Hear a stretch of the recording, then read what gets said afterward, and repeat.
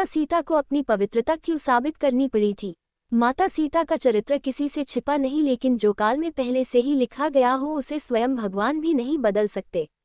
इसके साथ ही भगवान द्वारा इस पृथ्वी पर अवतार ही इसलिए लिया जाता है जिससे प्रजा के बीच एक ऐसा उदाहरण प्रस्तुत किया जाए जो सदियों तक प्रेरणा देता रहे। यही कारण था कि श्रीराम को माता सीता की पवित्रता पर संदेह नहीं होने के पश्चात भी दोनों को इतने कष्ट झेलने पड़े थे। जब भरे दरबार में लव कुश ने अपने आप का श्रीराम और माता सीता के पुत्र के रूप में परिचय दिया तो राम सीता की पवित्रता का परीक्षण कैसे करते हैं, माता सीता अपनी पवित्रता कैसे सिद्ध करती हैं। लोक अपवाद के कारण भगवान श्रीराम को माता सीता का त्याग करना पड़ा था। इसके बाद माता सीता वाल्मीकि आश्रम में रही थी जहां उनके 2 पुत्रों लव कुश का जन्म हुआ था। जब वे दोनों बड़े हो गए तब उन्होंने अपने गुरु वाल्मीकि के आदेश पर अयोध्या में जाकर रामायण का गुणगान किया। उनके संगीत से प्रभावित होकर श्रीराम ने उन्हें राजदरबार में रामायण गाने को आमंत्रित किया। लव कुश ने श्रीराम की आज्ञानुसार संपूर्ण राम कथा को संगीत के माध्यम से सुनाया तथा अंत में अपना परिचय श्रीराम व माता सीता के पुत्रों के रूप में दिया। ये सुनते ही अयोध्या की प्रजा में इसके विरोध में भी स्वर उठने लगे।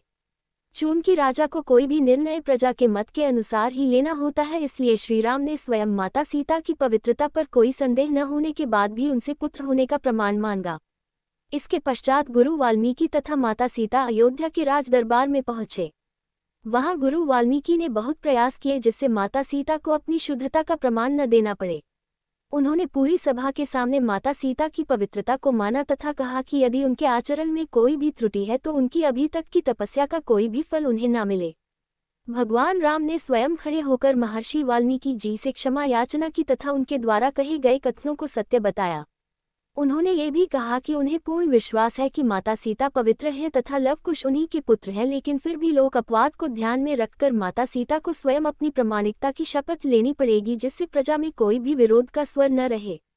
जब भगवान राम के द्वारा ये कथन कहे गए तब माता सीता ने हमेशा के लिए इस अपवाद को समाप्त कर देने के उद्देश्य से अपनी प्रामाणिकता की शपथ ली।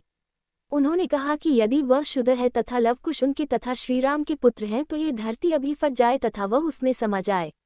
इसके पश्चात धरती फट गई तथा माता सीता उसमें समा गई थी।